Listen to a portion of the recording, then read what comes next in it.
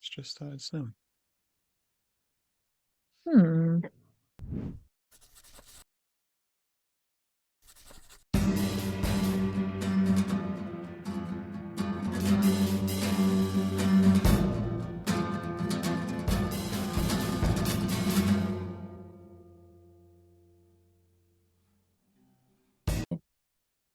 Alrighty. In that case, welcome to the podcast, Brooke.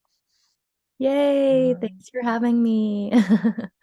You're welcome. It was slightly ominous. It said Zoom user when you joined instead of your name, and I was like, Oh, this I could be know. anybody with the link. I know. I don't think that I keep like using random people's Zooms and then I join Zooms and people are like, who's Dana? Who's Enzo? And I'm like, oh, it's just like my family members like Zooms because I don't have the Zoom premium. Um, I don't know. Just not an investment that I made in myself. No, I get it out of the way in like an annual payment, so then I don't think about it and I don't feel as bad about it. But I'm like, if I just pay for it now, I don't have to think about it later. Like, Totally, totally. it works through. We're going to start with a very simple yet complex question. So I'm hoping you're prepared. Okay, Who are let's you? say that again. Who are you? Oh wow, that's a big question. It's a Who big question. Um, this reminds me of this like God, I don't know what it's from. It's from like a movie or something. My family always quotes it. But it's like who are you? It's like I'm a man. It's like no, who are you? It's like my name is Brooke and it's like, well no, but who are you? You're like I'm a comedian. And they're like, no, but who are you? I'm like it feels like there's no. Oh my God, it's snowing. It's just started, That yeah. is lovely. Are you British? I'm British. Where are you from? Where am I from? Oh, so I'm from northeast England. So originally, like, I don't know if you know geography of England. It's A like little bit. Lincolnshire area. Okay, If you totally. ever, I've yeah, dated a couple British people, so that's like my knowledge of England is through them. like the osmosis knowledge of being around people from that area, and you're like, oh, Yeah, exactly. But I know that there's like a difference in like the north and the south. Like I know that the north there is kind of like the south here, kind of. yeah. It's more agriculture and Yeah. slightly more conservative in some areas, but then also really liberal in other areas. Like pockets of the north are very liberal. And It's, yeah. I mean, it's landowners, and so totally. Okay, we can cool. say that they slip in. Does it snow there? It snows, right? Yeah, yeah. I mean, I'm in America Well, no, I now. know, I know, but I'm just saying like where you're from, it snows. Yeah, yeah. I mean, I haven't seen snow in a few years because global warming. Honey, look But outside. I know, It's right? probably it's probably snowing in New Jersey, right? It is snowing in New Jersey. I was just thinking because we were debating doing this in person. And I was thinking it's actually kind of beneficial because the temperature dropped like ridiculously today. Yeah, I know. It's really cold now. I don't want to go outside at all. We'll see. Yeah. Are you originally from New York then, or are you where are you No, from? I'm from San Francisco. Okay. Yeah, And you've so I'm been here a while though. I've only been here for like a year and a half. God, I'm so enchanted by the snow, which is because I'm from California, of course. I never saw You've never seen snow. snow. No, I mean I saw snow, but it was like we had to go to the snow. We would like Oh, go to the mountains and like go skiing or go see the snow, or like it was like, oh, we're going to the snow. We have to drive 3 hours to see it. But it was wow. never just like snow would happen to us. And I just think it's the cutest thing ever. But obviously then it's gonna like get gross and stuff. But I think right now it's really enchanting. And I feel like I'm in a snow globe and I collected snow globes for my entire life. I have a huge collection actually. That's fascinating. Why? What's I don't know. I mean, my dad traveled for work a lot, and so he would always like bring home snow globes for me. I don't know what it was like. Sorry, I was gone for 2 weeks, but I brought you this Wisconsin snow globe that's like a little rat laying on a block of cheese being showered by snow. And that I was like, sounds amazing. actually, that's totally fine. I didn't need a dad for 2 weeks. Now I have a snow globe. I don't need you ever again. I have the snow globe mouth. And wait. Yeah, but I think I want to get back into it, but I want to get into like really like luxe snow globes, you know, because there's obviously like the cheap like plastic ones you can get at the like airport, you know, but those I found don't last. A lot of them will like break and they'll like drain out, and then it's just like a dried up little snow globe, but it's like really sad. But you have to get the one that is like a glass ball with like fixtures around it, you know? Like they have really intricate ones at like the Disney store, um, which I don't know if that's an experience that you're familiar with, but like in the mall growing up, there would be like a Disney store and it would just be like all Yeah. like Disney merchandise. They had these like really intricate ones. I had a Cinderella one and I had a Sleeping Beauty one, and they were like pieces of art. I don't think I've ever considered snow globes having like an expiration date like you've just described. I I, know. I think of them as like permanent, like they'll last forever. You find them in a box 50 years later and it's still got snow in it. And you're like, oh, this is No, no, like the ones that are plastic will really like they don't age well. Even just in the few years of my youth, like I would look in one day in my little cabinet and I would feel like, oh shit, that one's dried up. That one's dry as hell. interesting. Yeah. I remember a friend of mine used to collect dice, and it was kind of like a thing of just like all different shapes and sizes of dice and different things encased in dice, That's and so, ended up with like a huge collection. But I remember them saying like they had to be protective of some of them. yeah, totally. Everything Um, deteriorates over time. yeah. Well, it's really snowing. It's so special.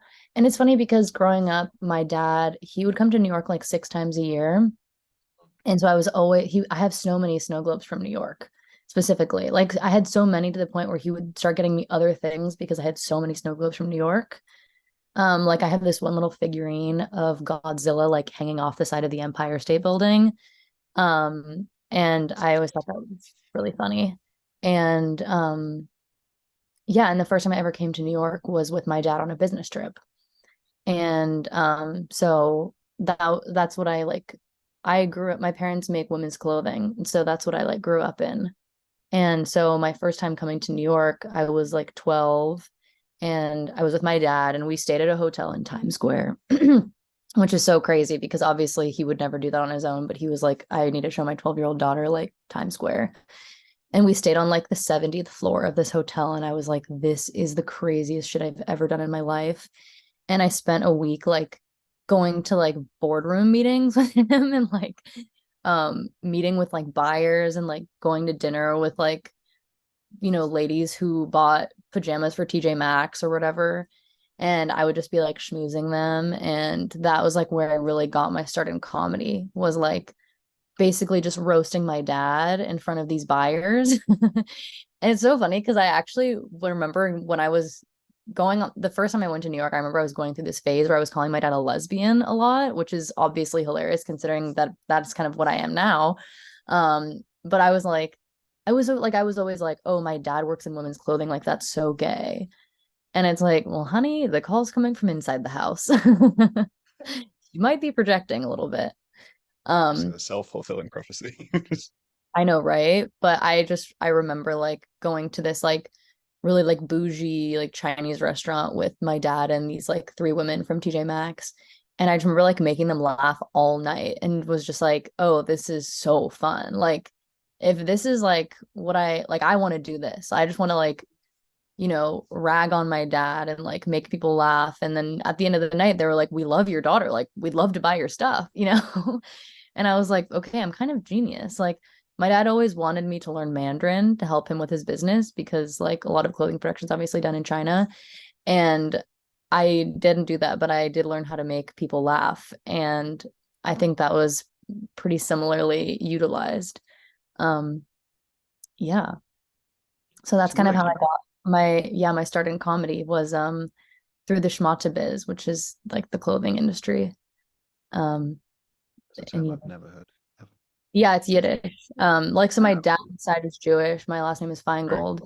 I was raised really Christian, but my dad's side is like they're the Jewish ones. We have to be like mom's side Jewish. So anyways, but my grandpa, who's my dad's dad, he was like I have a long line of like entrepreneurs, I guess, in my family. My grandpa started he had a carpet company.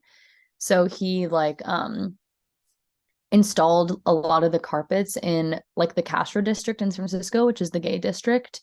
like when I was like up and coming, and it was really sweet. Like when I came out to my grandpa, he was like he was like, "Oh, I had so many gay friends like in the 60s and 70s, like they'd invite me up to their apartments, and it was also like the heyday of carpet. It's like shag and rugs and like all this like very, intense stuff, and there's like all these like rich gay guys who were like bringing my like grandpa, who's like this like straight like Jewish guy from the suburbs, up into their like crazy like apartments and bars, and would like offer him cocaine, and he was just like, I'm good, but like I'll just like hang out. And he's like they really like made me feel like I was one of their own. And like there's so many like memories that I have of like these really incredible like gay people like bringing me in and like just letting me part of their world. And like it was just like so sweet that like when I came out to him, he was just like telling me about all these like amazing experiences he had with his gay friends that I just like never really knew about. And I think he was also like, I've always wondered if I was something, like, which is like the best thing for someone to say when you come out to them. Like I have a joke where I like whenever I come out to someone, they're always like, well, I did a gay thing one time. Um, Okay. Instantly looks back on themselves and just like mirrors it. Just saying, yeah, I've had similar experiences and tries to yeah, replay it out, I guess. Yeah. yeah, It's so exactly. cool. But why was I getting into that? Oh yeah, but my grandpa, yeah, he had this like carpet company. It was called like California Canadian Carpets, which he's not Canadian at all, but I think I don't know, maybe it's just the alliteration. Um, and then oh yeah, but my grandpa has this joke. He's very like, it's very like Jewish like storytelling, like very funny. Like my dad and his dad are both like really, really funny and really inappropriate, and like definitely put their feet in their mouth, which is where I get that from. And my grandpa always has this joke because my mom is like super, super Christian, like always wears a cross on her neck, like very like into God vibes. But like obviously the fashion industry is like very Jewish, like, and so she has a joke that my mom needs to get a Star of David on one side of her necklace and then the cross on one side, and then when she goes into meetings, she has to switch them around. Amazing. Just like full on costume switch, but it's so simple. We just spin it Yeah, and you're good. exactly. I'm bisexual. I'm Christian and Jewish. That's fascinating. I mean, I do like the Canadian aspect there, but I just instantly thought that it just suggests that Canadians are really good at capping, and I don't know where to take that information apart from using it over and over again. Wait, I'm so sorry. Say that one more time. I was just saying you said about California Canadian as like Hmm. a thing. I just suddenly thought that Canadians are maybe really good at carpeting, and I don't really know about that, but I don't know what to do with that Oh, trivia information.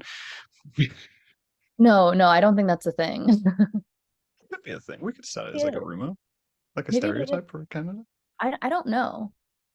I learned so much about Canadians. I have one of my best friends is from Canada, and I learn a lot about Canada from her, and I really am fascinated by that place. To me, Canada feels like, when you have a dream and it's like your childhood home, but it's just like slightly off.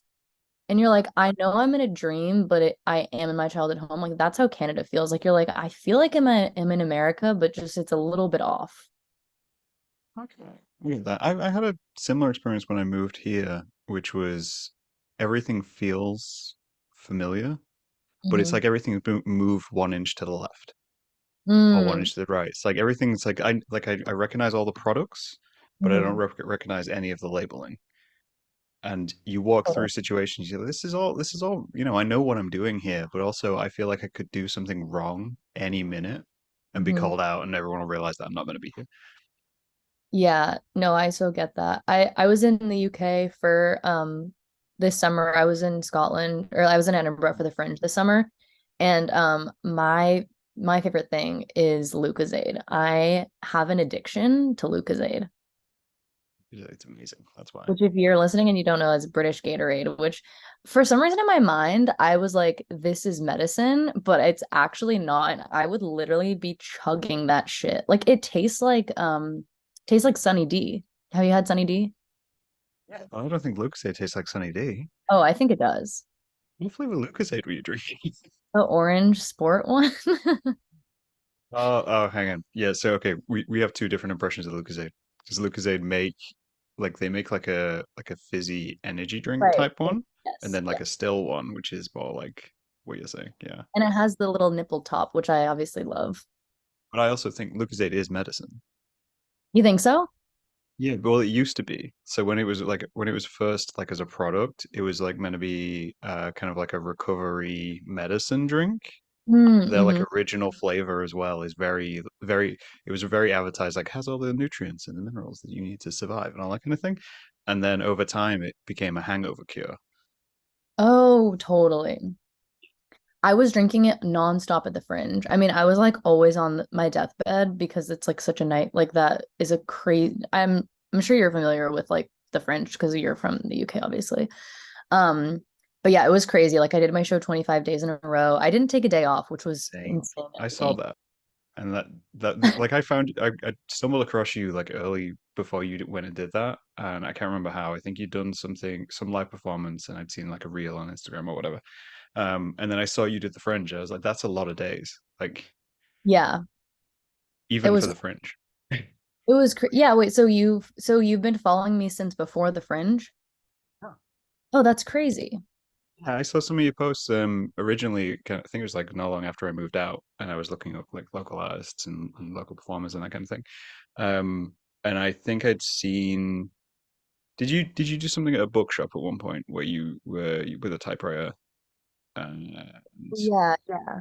yeah, and I think I saw something like that, and I had seen a couple of like the reels of where you were performing your poetry, and I'd started following that, and it's the way I use Instagram is just I follow people to see kind of check them out, make sure that they're okay as people, and then continue to follow them. And then you'd kind of gone off and done Fringe, and I was like, oh well, this is actually yeah, this is really interesting. And your commitment to just keeping going for that long was yeah. Thank you. Yeah, it was a really crazy experience, but it was like so fun and rewarding and I just got like so much better at comedy and performing and I did like a couple readings last night. It's like funny because I've kind of been doing a little bit less stand up and I feel like my poetry's been like taking off more or just like people like seem to be resonating with it, which is really really cool, obviously. Um and I just like I was at this reading last night and it's called Rough Around is at Fiction Bar, which is I used to host a show there actually. And a lot of people it's like one of their first times reading or their first time performing. And the host of the show, I think I went up like fourth or something, but the host of the show were like everybody before you was so nervous. And then you went up and you like broke the tension. And then after that, like everybody was like so comfortable and like that just was like really, really cool and meaningful to me because I feel like the Fringe, like so much of it is just like getting comfortable on stage because like I feel like for the first like 5 years I did comedy, like a big thing for me was just thinking that the audience was mad at me for some reason. And that's obviously like my own like childhood trauma, you know?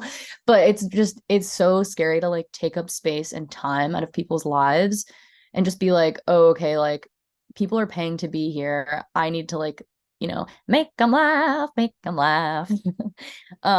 And I feel like at the Fringe, it was just, I mean, there was literally one day where I did my show for one person. And it's also like I did the free Fringe, so it's like I wasn't as worried about ticket sales. And if people were there, like sometimes I just wouldn't make a single dollar or pound from my show. And so it did like sort of take the pressure off of me. Like I was like, okay, it's 1 p.m. We're in the basement of a haunted bar called Banshee Labyrinth. Like, at some point you do get what you pay for. So it's like if I bombed, it would be like, well, it was free. And so it kind of like took the pressure off and I didn't know anybody there. Like, but when you do a show in New York and like you're like producing a show for like a month, you like pay somebody for the cover art, you pay somebody to come like do photos or video at it, you like pay these other comedians to come be on it with you. It's like this whole like fucking deal. But it's like at the Fringe, it was like the only thing I have to do is show up, get at least one person in the audience, and like just be comfortable enough on stage that people trust me for an hour because it's like if you're going up for like 10 minutes and you like bomb or you like lose the trust of the audience, it's like, well, whatever, it was 10 minutes. But it's like when you have to be up there for an hour, it's like, okay, I just literally have to like become really comfortable up here and make this stage like my home because no one else is coming up to save me. There's no host, there's no closer. There's like no one's gonna light me. Like it's just literally all on me. Like I was also doing my own tech, my own sound. Like I literally had my phone hooked up to the aux, and like it was like a shitty little venue in this weird little cave with like literally cobwebs all around it as like decor and like tombstones with like the drink specials on it, which is also just so far from my vibe. I mean, as you can see in my room, like everything that I have is like rainbow and pastel. And so it was just so funny, but yeah, the vibes were absolutely crazy in there. But I have like a couple of like light cues and sound cues in my show, and so I was literally having like to pause my show to like go like put the music on my phone and then like go change the lights. Like I'd have to like lift up a curtain, like open up a little drawer and like go change the lighting colors and then like go change it back. And so it was very like such a one woman show and like such a like true sense, you know, like I'm used to running shows by myself a lot in New York and I ran a show in LA by myself for a few years. But but yeah, this was literally like if I don't go, nothing will happen. There will be no show at all. Like it's all completely contingent on me to get people in the crowd, to perform, to run the light and sound cues, to like usher people in and out and like to ask for money and like get people to like follow me on Instagram or whatever. So it was like the hardest month of my life, but it was just so rewarding. I was like, okay, well now it's like, all right, you want to be an artist? Like then be a fucking artist, you know? Then do everything. It's crazy though. Like, I mean, I guess yeah, I can see how that would take the edge off basically everything. Like Oh you yeah. ran and gun it for like if you made like a DIY film like Oh, and then totally. got signed, you'd be like, oh, this is easy now. You know, I have all the Yeah. equipment. I say it's like comedy boot camp Right. because it's Yeah. just like you're doing it all the time. Have you been Um, to Fringe before this then? Like as a no, guest or no. anything? Never been. And I just went in so blind, like I did not know anything about it at all. And I'm really glad that I didn't do paid fringe my first year because I like, I mean, people invest like $10,000, you know, like I basically did the lowest cost possible. Like I didn't even have any, like I didn't even have my posters up anywhere. Like I literally just, it was just me flyering. I didn't pay anybody else to flyer. I didn't pay anybody to put up posters. Like the only costs that I had were my place that I was staying, my flights, and then like just my food and then like how much it cost to like print out my flyers every day. And then I only made like a few hundred pounds back from the show, which I literally have saved in my room right now for next year's fringe to buy more Lucozade. I To like buy that more they'll Lucozade put you off as and well. like weird cold pasta from the what is that my British friends were like explaining to me like the class system with like the different grocery stores in the UK. Yeah. Yeah. You know what I'm talking It's about? yeah, it's a real very very tiered system of you can afford to walk in there or you get followed by security if you walk into this other one and then in other ones it's just chaos. So yeah, What was the one that was right by where I was staying? Can you tell me the names of them again? oh, okay, so you'd have Sainsbury's. That's a pretty big one. Waitrose is another one. I don't know that one. That's a fancy one. That's Okay, you okay, you'd okay. know if there was a Waitrose. What's the one with the meal deal? Is that Well, it'd be Tesco. yes, Tesco. Okay, so Tesco was the one that was right next to where I was staying. So I would literally get this like weird cold like spaghetti. I'm obsessed with spaghetti. It's like my favorite food. And it's like, well, this is the thing, it's like the most universal meal, you know? Like you can get pasta with red sauce anywhere and it's gonna be like at least okay. And I also still like how it tastes cold. Like, you know how people do breakfast for dinner? I like dinner for breakfast. So I'll like wake up and have like cold spaghetti. That's like kind of my vibe. I know it sounds really gross and sometimes it I is, don't but know if it sounds gross. I'm just thinking that's like an interesting. I feel like it'd be a shock to the system to wake up and eat cold spaghetti. I don't do it often, but like every once in a while, I'm not, I kind of am out of my dinner for breakfast era, but I was in that for a while. I now do like, I have a smoothie every morning. I do my smoothie, my coffee, and I do my morning pages. That's like my little morning routine. Good structure. Yeah. I feel like that's a good survival structure as well. Like you're giving your body what it actually needs. Whereas my survival structure is wake up, drink 2 cups of coffee, and then just abandon myself into the day. See, Yeah. It can be really hard for me to like eat actual food in the morning, you know, like, I don't know. I feel like I need something to like get in there before I go full on like bread or egg or whatever, you know?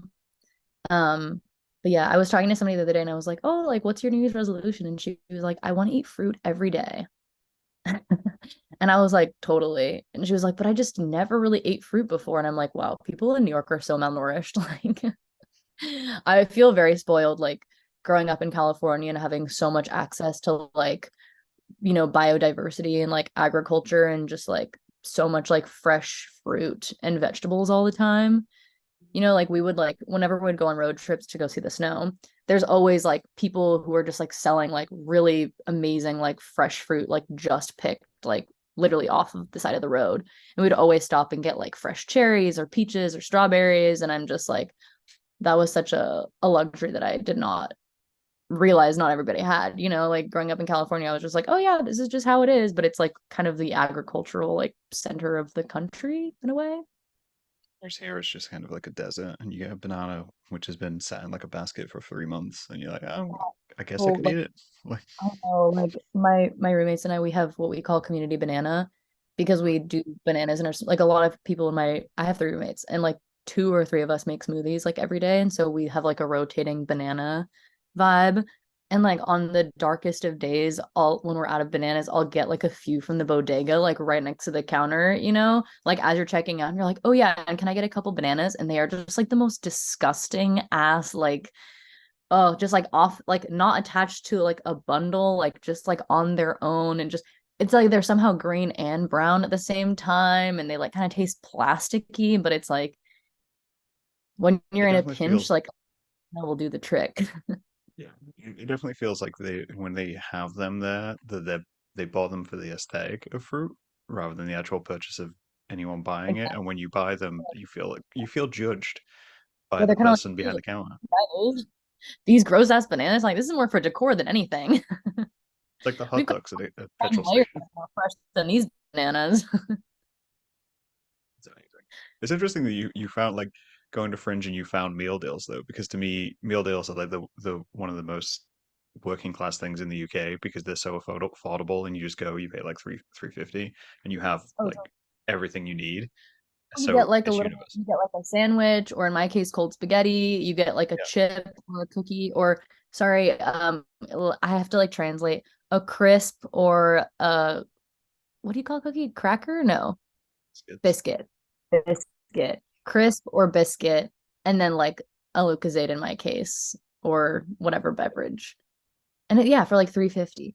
And everything is self-checkout in the UK, which I love. Yeah, we don't want to deal with people. We fully abandoned I people. yeah, it was great.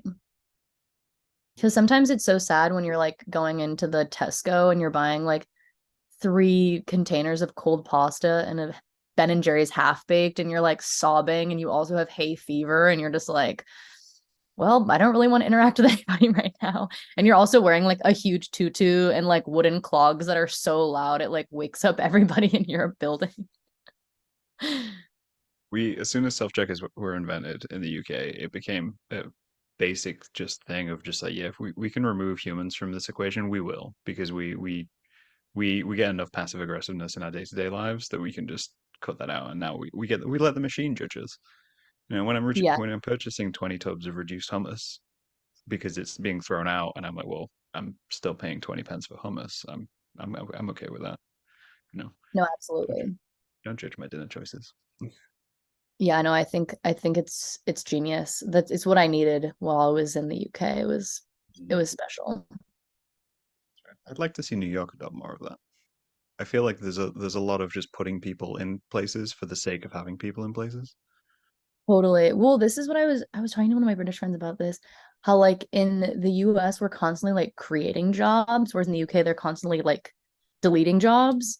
Because in the US it's like we'd rather pay somebody to do nothing just to be like, well, they're working, they got a job, you got to be part of the economy, greatest country in America, capitalism. Whereas like in the UK they're just like, yeah, we don't need anybody to stand in the street and like pretend like they're moving traffic along. No. We want people to do in the UK the system is oppress them and then put them into things they don't want to do. Mhm. because they have no other option. Whereas here, like you say, like they seems to there's a lot of standing around jobs in the US of stand here. I don't know, it was so weird. Like I used to do this job where I was what was it called? I was working on sets and I was basically the I was the location coordinator. Or no, that's not the job, but basically I was the liaison between the location and the production. So I Right. would just sit there literally for like 9 to 12 hours at a time and genuinely I would do nothing unless somebody had to like access the freight elevator, but I was just supposed to sit there in case like anybody needed anything. And I had a walkie on me. And so like everyone like truly maybe once every 3 days somebody would like beat me. And 9 times out of 10 I would be asleep when they would do it. Like I was constantly falling asleep on the job. The biggest takeaway from this job, but I was getting paid 30 an hour. It was crazy. And then if we went over 8 hours, I would get time and a half. And then if we went over 10 hours, I would get double time. So I would work for like 4 days and make like $1,600 sometimes. Like it was like the craziest job I've ever had, but it was also so brutal because I would be like sitting outside for like 9 hour days, literally doing nothing, like just laying on the concrete and sleeping while like extras were like going by for like some weird ABC show or something or like some strange commercial. But I learned how to embroider on this job. There was like this the other person who didn't do anything on set was the COVID guy who was just like, making sure everybody was like wearing their masks or whatever. But it was this guy named Nick, and he was like a fucking professional because like I would just roll up just like raw dogging the day, just like no activities, like nothing to do, just expecting to like literally have a job. And then I found out that like this job is a complete joke and it's like more of just like a safety like precaution, like something that like just like a box that has to be checked, but like I don't need any real skills or anything. And so basically he was like he pulled up with this like little stool, like the games the chairs you bring to like a soccer game where you're like sitting outside on the grass and like your parents are there and there's like a little cup holder. This is like one of those but like really really small. And then he had this whole like embroidery thing and he would just sit there in his little stool and he would embroider all day for hours. And because it's like you need sort of like a mindless little thing to do. And so he taught me how to embroider. And now I love to embroider. And I was like, that's great. Thank God for that job. I just got paid $30 an hour to embroider. Essentially, just be like. I mean, I feel like you beat the system because you like had a side hustle with it. I really did. And now I have a lifelong friend. He was like one of my first like really big supporters in my career. Like I hosted this show in LA called the Unbirthday Show, and he was literally the first person to be there at every single show and was like there consistently, brought friends every single time, was like so sweet. And I'll never forget that guy. That was so nice. This is what we have to do, kind of as artists. You just have to adopt everyone around you into what you're doing. And I think I said this to a friend recently of because they were asking how I promote my work, and I don't really promote my work, like the things I do. I mean, I promote the podcast, but when I do kind of my own personal work, I don't really promote it. And I said the way I get people is I do it person by person, and that's how I sell my work. Of like I get like a guest on the podcast, and I'm like, hey, I'm doing this thing. Come watch and do this thing. And then I've sold it to one person. So I got to do this like thousands and thousands of times. And I Right. feel like jobs are a great way of doing that, where you start working at a new place and you're like, oh, hey, here's five more people who I'm going to gradually tell about the thing which I do, but not directly sell to them. What is your work? What do you do? Well, that's the question, right? So I do bits. I'm essentially I do a lot of illustration, painting, sculpture, a bit of Mhm. everything. I'm very much concept led in the sense of I don't like to stick to one thing. I like to fit the thing I'm doing to the medium and then work around it that way.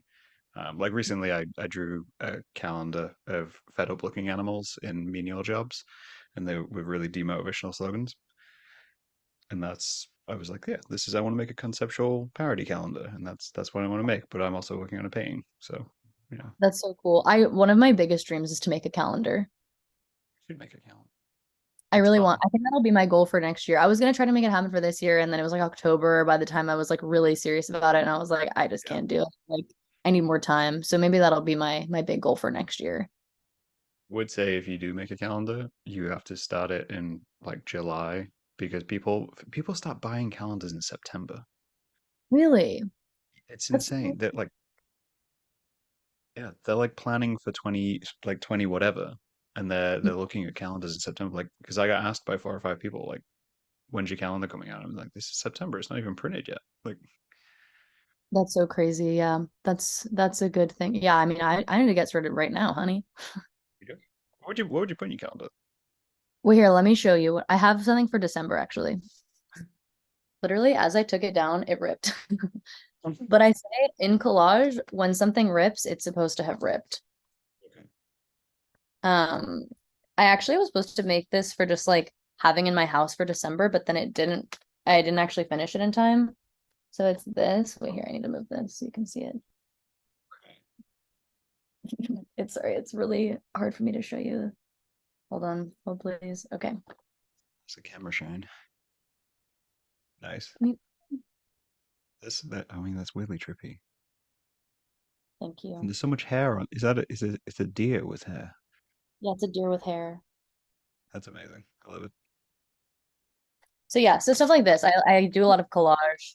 And it's mostly like it's a lot of like naked ladies and I take a lot of like vintage Playboy magazines and then I make the women be gay together.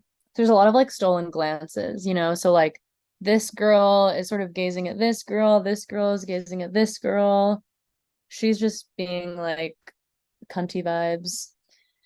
So yeah, a lot of my Oh, work that um just making women be gay together and sort of like reclaiming reclaiming like the male gaze from Playboy into female gaze vibes. like it. So yeah. Like it. That's why I asked, like, what would you put in it? Because I know you do. I know you do your poetry and your comedy, and then you do your collage work as well. And that was another reason why I kind of thought it'd be great to speak to you because you seem to just like follow whatever you're interested in at that one moment and go, I'm going to make this. Let's do this. And I thought that was great. Thank you. Yeah, that's kind of my vibe. But I don't know, I've also like I work with this photographer named Noah. His Instagram is Enemy Pixels, and he's like been working with me for so long. Like he was living in LA when I was living in LA, and so he shot a lot of the Unbirthday show, and then now we're both in New York. We moved here at like the same time, and we do like he shoots my shows, and then we've also just been doing sort of like I don't know, like what I would call like acoustic projects, like me not all like made up in all of my like crazy stuff, but just kind of I'm trying to get more into just like more like vulnerable, just like me in my everyday life shots and stuff that's not so like show focused and so like promotional based because I feel like that's kind of like a trap that I'm getting into right now is just like a lot of the same stuff and just being like, here's me being colorful, come to my crazy show, you know? Um, and I was thinking about like doing something like we've talked about it, but doing a calendar together where it's like I kind of do like set design and like a costume and like makeup and like some sort of concept for like every month. And then we like shoot all of those together. And then by the end of the year, we'll like have a full thing. Like, have you seen the movie House Bunny Sounds funny. with Anna Faris? It's like it's so good. You should watch it. It's like one of the best like comedies from the 2010s. And but basically it's like about these girls who are in this sorority at this college who are like they're like not gonna reach their quota, they're gonna get kicked off campus, like this really big sorority is gonna like buy their house and blah blah. And so Anna Faris is this Playboy bunny who basically gets kicked out of the mansion. But it was like Hugh Hefner's in it. It's crazy. Basically, she's like she gets kicked out of the mansion because this other girl like hated her and so like made up this whole thing. And so Anna Faris is a Playboy bunny and she ends up becoming like the house mother to this sorority. And then she gives them like all makeovers and like throws this huge party to like save their house. And it's like a whole thing. Anyways, and like one of their big efforts is they make a calendar of like all of them being like all sexy and like dressed up. And it's like each of the girls gets like a month and they do like there's one that's like prune in June and it's like a girl like all naked except for these like really like robust like hedges like sort of like covering her boobs and her vagina and she's just I don't know I think it's so funny and so that's kind of like my inspo for the calendar. I mean I think it would I don't know I wouldn't be you know fully nude well who knows. I do also have like here do you see this right here? This is like a here, I'm gonna just get it for you.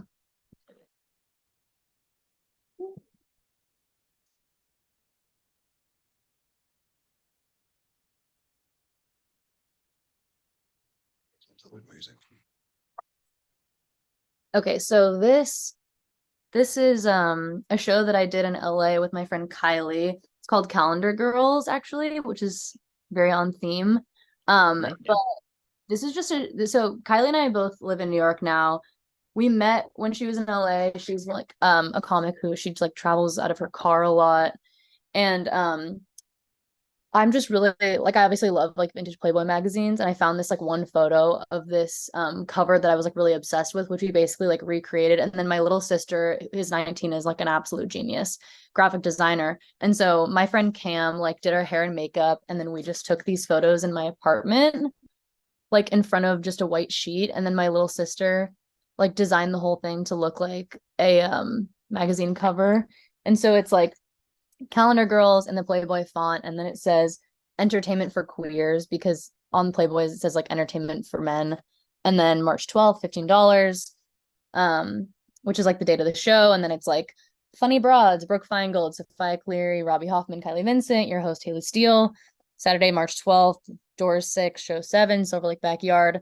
Live nude girls, sex sells, you're buying, real life lesbians.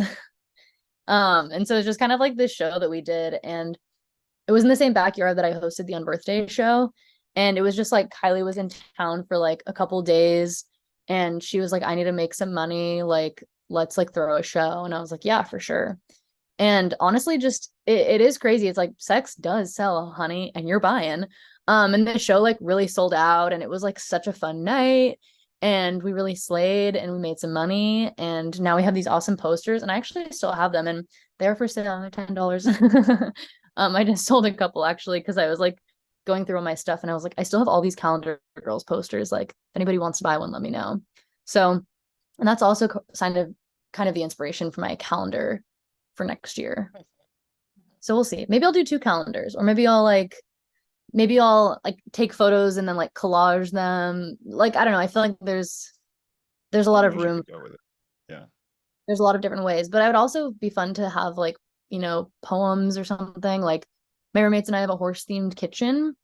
And so we have a horse calendar. We actually have two horse calendars this year because we bought another one and then someone gifted us one because they knew that we like had a horse calendar. So now we have two horse calendars up in my kitchen. And one of them has quotes. Like for every month, there's like a quote about horses. And so I think it would be fun to like have a poem about like a specific month. Like a lot of my poems have like I was like reading stuff last night. Like I have a bunch of like Halloween poems and Christmas and New Year's. Like I like, incorporating the seasons and like sort of capturing this moment of what's happening into a poem. And so I think that it would be I think it would make sense to like incorporate that somehow into the calendar. So we'll see.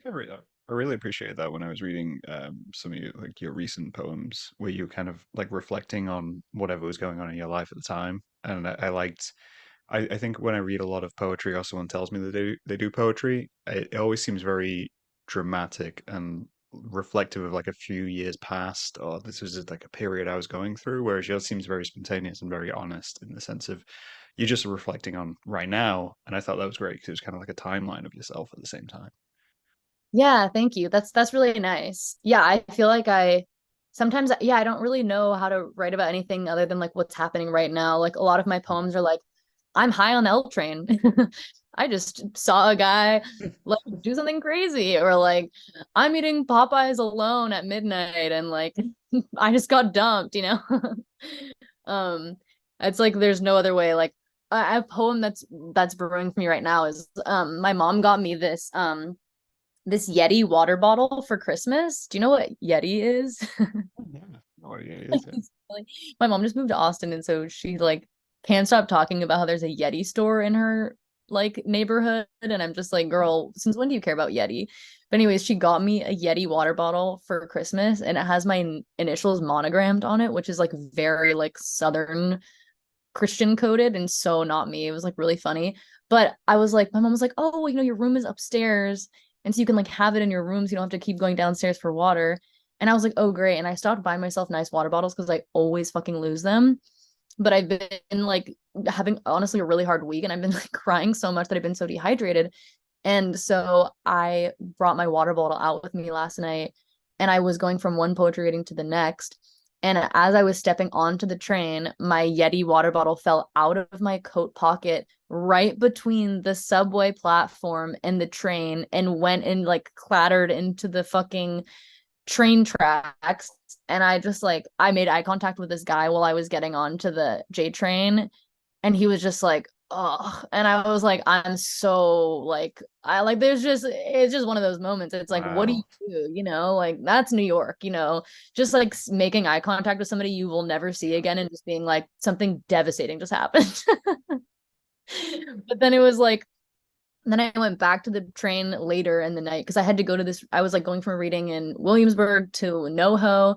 And then I went back from NoHo to Williamsburg to like go be like, hey, could somebody like get this for me? Because I'm not gonna like go down to the platform. Like I'm not risking my life for a fucking monogrammed Yeti water bottle. As much as like maybe a year ago I would have done that, at this point, I'm like, my life is too sacred. And so I went to the guy and I was like talking to him about the water bottle and he was like, yeah, well, you know, I can call somebody, but it's going to take 1 to 3 hours. And at this point it's like 11:30 p.m. So I'm like, girl, I'm not going to wait. And he was basically saying that I had to sit at the train station at like the Hughes J train for 3 hours to get my fucking Yeti water bottle. And I'm just like, if we're thinking about time being money, this is not a worthy investment. But it was just, it was a whole thing. But I was like, this is just, I'm really happy that I'm an artist because going through this like stupid like bureaucratic bullshit, I'm like, this is amazing research for whatever I'll write about this. Like it felt like a Broad City episode where like you're going on this like crazy journey to like get this thing because it's like I got this water bottle from my mom and it's like this big gift that she got for me and like I need to be drinking water but like I also have to like maintain my sanity somehow. But it was very a crazy experience. So that's you'll probably see the Yeti water bottle poem coming soon to my Substack. How long the water bottle will stay where it is? Because I constantly wonder like how things get on the tracks. I know. Well, I was asking them, I was like, well, will someone like clean it off or like will it just be there tomorrow? And he was like, I don't know. He's like, I clock out at 7 and once I leave, there's no saying what happens. Like it is the MTA is so fucking lawless. It's crazy. Probably it's just like I'm gone at 7. After that, who knows? Like, No, totally. And I was like, that's honestly so real. Like I just the I thing that I appreciate it. evolved from working in restaurants, working in retail, working as a anything, you know, is just like everybody is someone who hates their job and like you cannot expect anybody to bend over backwards for you unless you like truly level with them on a human in a human way, you know? Like even like talking to like customer service representatives on the phone, like I was on the phone for like an hour the other day with this girl and she was just like, I'm so sorry, like thank you so much for your patience. And I was like, literally, girl, if I had your job, I would be upset 24/7. Like it's so fine. Like I'm gonna just be vibing. I'm on my computer watching YouTube videos, like pick up when you know what's going on. And it's a yeah, you just really have to see people's humanity. And I was like, yeah, this is just a guy who wants to go home. And I respect that. I think you have to. I think it comes back to like what we were saying before. It's like you do. We have to connect with people one on one, and like to sell work and get work out there, you have to connect one on one. But it's the same with like anything you're going through. Like you have to turn up and just be like, I realize this is not your fault, but this is happening. Help. Yeah, it's so crazy that it's like everybody is just like a messenger that's getting shot, you know? Like never do we Yeah. get to talk to like Mr. MTA or Mrs. MTA, you know, like Yeah. it's always like their like adopted child, you know? Just being like, I'm really sorry for what my mom did. Like I don't even know her. I never really get to see her. She just like puts me up in her little shop and makes me sell things for her. And I'm really scared. And this is the only way I'm gonna get my allowance.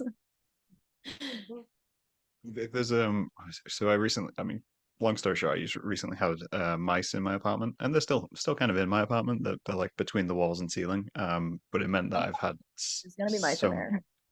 I mean, they're just there. But so I recently had like a lot of visits from exterminators and people who've like come to deal with the situation, and I realized that there's no more valuable phrase than some older man turning to me and saying, "I got you." Oh Like my God, I know. I actually just felt really safe at that. it's like I'm just stood there. He could tell I hadn't slept in like 5 hours, and he just looked at me. He's like, "Don't worry, man, I got you." And I was just like, everything just seems okay. I'm like, I can drift off now. So beautiful. I know New York is literally so like community. It's just like we're all like in this collective shitstorm, you know? It's like I'm having this like season of my life right now where like I have three roommates and three out of the four of us right now are like just deeply in the trenches. And it's like so crazy because it's like we're all like going through our own things, but we're all also trying to like support each other. But then it's like we'll try to support each other and then we're like, but actually like I need to give this energy back to myself because like I'm going through a lot and it's just like it's like this crazy tension where it's like there almost feels like a hierarchy of needs. It's like who's suffering more? And then it's like, no, no, no, that doesn't matter. Like we are all in the trenches, we are all suffering, and we have to like simultaneously be there for each other and be there for ourselves. And if that's not New York City, honey, I don't know what is. That's a great way to tag this podcast. Next I title of this podcast. know. Love it. And like at this reading that I was last night, like I got like fired and dumped in like a month. And some other like kind of catastrophic shit that I don't really feel like speaking about on the pod. But um I was like listening to this girl doing poetry last night and she was like, "Oh, I got fired and dumped and then I got a bird shit on me like right in the middle of my head." And I was like, "That thank you for saying that." Because like that's exactly what's happening to me and it's so easy to feel like you're like the biggest piece of shit in the center of the universe. Like you're like, "Oh, wow. Well, when it rains it pours and like I'm the only one who suffers and like my life is the worst life that anybody could have." And it's just like, yeah, like even if something really, really, really bad happens to you, like it's also happening to someone else. And like, but I don't know, I think just like going through like these the struggles and like this crazy week that I'm having, I'm just sort of like it's just giving me so much grace for other people in my life who have like gone through something similar or like who are struggling or just dealing with like mental health stuff. Like I was telling my roommate this morning, like I want to just have like a business card I can hand to someone and being like and just hand it to them and be like, "Hey, something really bad happened to me this week. Like, please be nice to me." And like I think we all need that, you know? Like I went to this lesbian night in LA one time and this girl had a little business card and it was like a little cartoon drawing of herself. And it was like, "Hey, my name is so and so. If I'm giving you this card, it's because I think you're cute. If you want to come get like ice cream or go for a drink sometime, like here's my Instagram. And if not, no worries." And it was like kind of sweet. Like I was like, "Wait, I kind of love that." Like it's so like straight to the point, but it's so no pressure. It's just like, "Oh, this person's interested in me, and if I want to pursue this, I can go talk to them, and if I don't want to, I don't have to." And I was like, it was kind of strange, but kind of beautiful at the same time. That's a really good way of doing it. I kind of like the idea of just like a t-shirt which just says that, just like no pressure. I'm just here. Like, Totally, totally. yeah. Yeah, I need a t-shirt that says, "Please be nice to me. I'm having a horrible week." Please be gentle. Just like Literally, I know. I was like, I changed my Hinge prompts. One of them was like, I was like, "I'm looking for," and I just put softness. No likes, of course. But I'm like, you know what? If people can't, I'm in this era where I'm like, if people cannot match my needs, it is not a fit. Like I keep trying to be poly just because I'm desperate, and then I'm like, that's actually not what I want. I don't want to be poly. For once, I don't want to be poly. It's so hard to not be poly when you're gay in Brooklyn, but I'm being brave and I'm saying that I'm looking for monogamy. I texted one of my lesbian friends in LA and I was like, "Dude, I really just want a girlfriend that's only my girlfriend." And she's like, "That's the bravest thing you've ever said."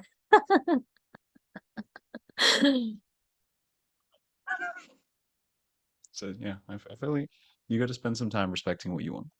And that's definitely, you gotta set that boundary. And like you say, yeah. Yeah. If it's not matching you, then there's no point spending energy on it. I know it's like I think so much of life I'm realizing is like because I feel like I'll have this like cosmic connection with someone and like we'll be at completely different places in our life, completely unable to fulfill each other's needs, but I'm like, "But we have this crazy connection. Like this has to mean something." And I actually think that it's so much less about that crazy connection and more about like being at the same place in your life and being able to give to somebody else like what they need and vice versa. And like that's when an actual relationship or like an actual connection can happen.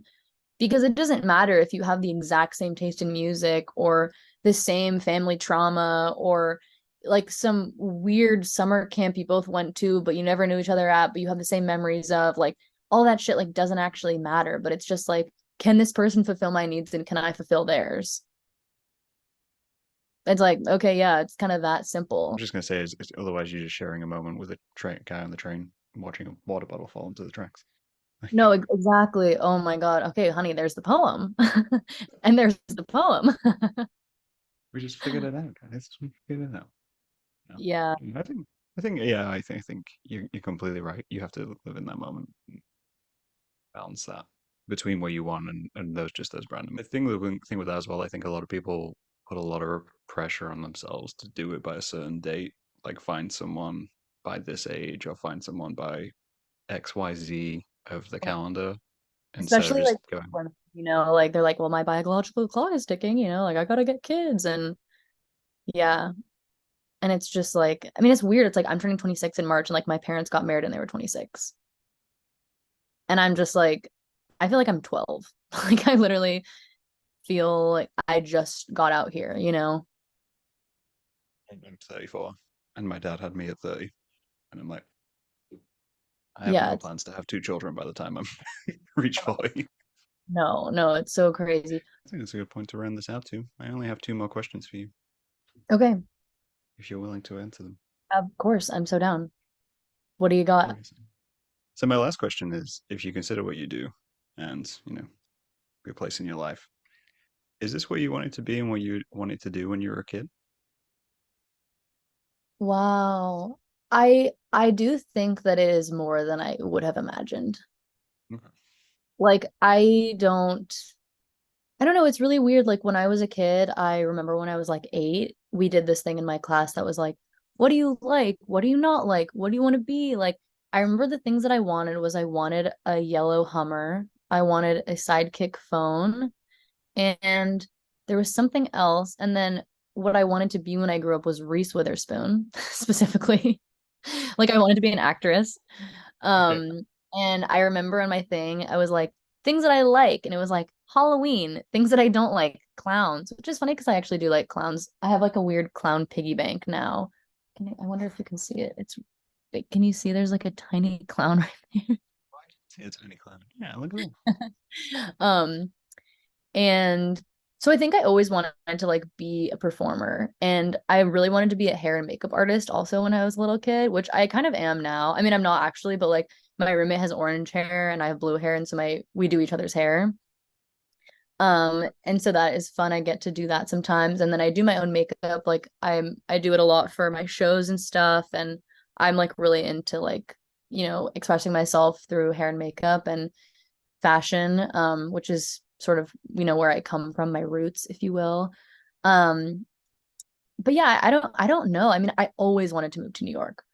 Like I said, I mean, the first time I came to New York when I was 12, I was just like blown away. And I was like, God, this is so cool. I can't wait until I can live in New York. I like saw a Broadway show with my dad. He tried to trick me into leaving intermission because he was like, that's the show. And they're like, do you want us to stamp your tickets? And I was like, wait, why? And they're like, it's only intermission. I was like, Dad, what the hell? And like I was always like really like excited by like performing arts. And I was really into singing as a kid. So like I don't really like I didn't know about comedy. Like it took me so long to understand that that was a career that I could pursue. Like my whole life I was so obsessed with SNL. And but I was like, oh, but that's just like a thing people do, but I could never get there. Like I didn't know how you went from being like an 8-year-old kid watching Amy Poehler and Tina Fey to being like a person who lives in New York and is like working in the comedy scene. It's also weird because I'm at a point in my life where a lot of the people that are working on SNL are like people that I know. And that is so crazy. Like if I would have told my 8-year-old self that I know multiple people who work on Saturday Night Live, she would freak the fuck out. But like to me, I'm just like, oh yeah, of course I do. That's just like where I'm at in my career.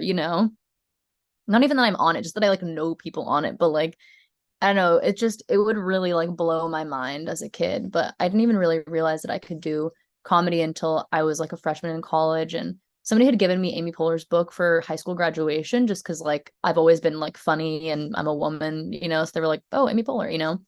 And I read that book and just like reading about her like starting UCB and like doing improv and like kind of her like making her way up the ranks in comedy. That's when I realized that it was something that I could do. And from then on, I was like, oh, this is my calling. Because I did musical theater like a lot in my life. I was Charlie and Willy Wonka Jr. in fifth grade, my breakout role. After that, I was like only like Factory Girl number five, like prostitute number two. um, but I was always getting these like smaller comedic roles. And I was always just like, why am I not getting the leads? Like, why am I not this like tragic girl with a beautiful voice? Like, I was always kind of like the weird little like wonky, like I was always playing like a gender bent role that was like funny. Like at high school, I was in the musical Urinetown. Do you know this show? It's a really weird show. They like actually wrote it to try to be bad, and then because of that, it like actually is really good. But I was like this role that was his name is Mr. McQueen, but then they changed it to just McQueen when I did it.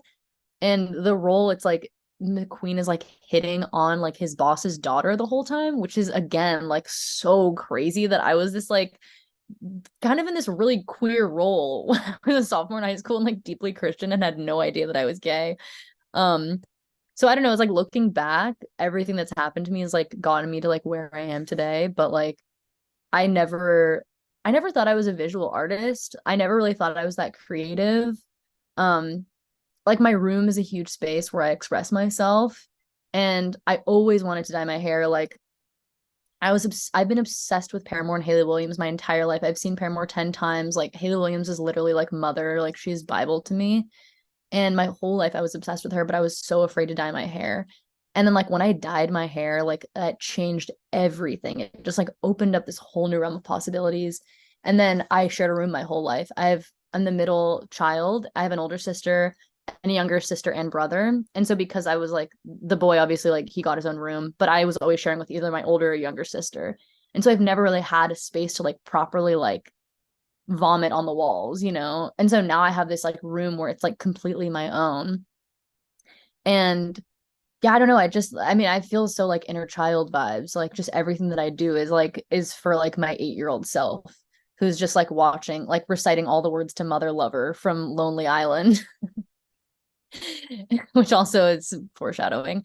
Um, and yeah, so I don't think that I would have ever been able to imagine the life that I have now when I was a child. Like it's so much bigger than I could have ever dreamed of. But I think that she would be like freaking the fuck out for sure. I love that. I love that. There's a reflective stance on your childhood to adulthood. It's a new question I've started asking people this year because during the podcast we end up on such a journey of discussing things Mhm. and where people came from and kind of how they got started, and start to realize it's like I wonder if when people really think about it, when they really like take a moment to step back and say, hey, would young me look at old me and be upset about it? Mm, It's hmm. it's a good journey to kind of cap off with. But I only have one more question, Okay. which we will round this out completely with. Having spoken to you today, who should I speak to next? Who would you recommend I talk to? Ooh, who would you speak to next? Um, that's such a good question. Oh, I have so many like awesome friends who are such cool like artists and stuff. I'm trying to think. Is there any like thing that you're any direction you're wanting to go? So I have a general rule that I will talk to anyone about anything because I Mhm. believe that we should just have more conversations and treat this more like getting coffee with a friend. Um, so yeah, like it can be from any background, any style, any big, small. You can mention celebrities, you can mention friends, and I'll do my damnedest to try and contact them and say, hey, do you want to sit down and have a chat? Totally. Oh God, who do I want to tell you to have on the pod? You can tell like multiple people. Like Oh, you get more than one. totally. Well, I mean, I guess one of my I would say maybe my roommate, honestly, who we dye each other's hair. She's in a really awesome band called Trinket. Um, and she's a really great musician and she's like someone who inspires me a lot artistically. My friend Kylie Vincent, who I mentioned, who's a comedian. my friend Tyler Bessinger, who's also a great comedian. I mean, there's so many people. My friend Will, who's in a band, his artist name is Welter. He's a musician. He's also so great. Um, I don't know. Yeah, I guess maybe I would start there. I'll do a series of Brooks friends. No. I know you should. Yeah, I mean, I guess maybe that's where I would start my podcast. Steal Just it being before like you can. friends. Yeah, Oh, but I'm obviously happy to connect you with any of those people. But yeah, but maybe my roommate would be a good place to start. She's going to South by Southwest this year with her band, and I'm gonna go with them. nice. Because my mom was in Austin, so we're gonna go stay with my mom. Oh, be a nice Yeah. little trip then. Yay! Fun little trip. Don't try it. All right. Well, thank you for coming to talk to me, Brooke. It's been lovely to catch up with you. Thank you so much for having me. I had a delightful time, and thank you for like connecting with my work and discovering my stuff and reaching out to me. It literally means so much. You're very welcome, and thank you for continuing to make it and enjoying Lucozade as much as possible. Oh my God, I know, seriously. Yeah, oh, I love that. I can't wait to get back to the UK and chug more Lucozade. If anyone's watching and knows how to get Brooke more Lucozade in the US, please send her details. And Seriously, if you have the US Lucozade Connect, let me know. I'm not kidding. Reach out. Please inquire within. I'm going back to the UK in November for like 3 weeks, so I definitely could bring you a case of Lucozade back. Yes, that would be awesome. That would be great. Figure that out. But all right, on that note, we will talk to these guys later. Awesome. Thank you so So much. Have a great